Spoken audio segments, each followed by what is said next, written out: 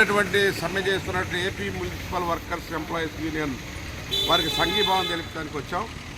సమాన పనికి సమాన వేతనం ఇవ్వాలని చెప్పి అంతకుముందు 2022లో ఆప్కాస్కి ఒక జీవో ఇష్యూ చేశారు. 21,000 కనీసం ఇవ్వాలని చెప్పి. ఆ తర్వాత జీవో నెంబర్ 36 ప్రకారం 26,000 జీతం ఇవ్వాలని చెప్పారు, తెలియజేశారు. కానీ ఈ ఇంజనీరింగ్ స్టాఫ్ను కూడా మామూలు దీనిలో కలిపేశారు. అయినా ఎవరికైనా సరే ఈరోజు కనీసం 15,000 ఇస్తా ఉన్నటువంటి సందర్భం మనం చూస్తూ ఉన్నాం.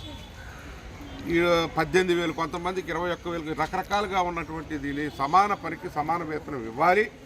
మున్సిపల్ కార్మికుల న్యాయమైనటువంటి పోరాటానికి మేము మద్దతు తెలుపుతూ వైఎస్ఆర్ పార్టీ మీ కార్మికుల వెంట ఉంటుంది.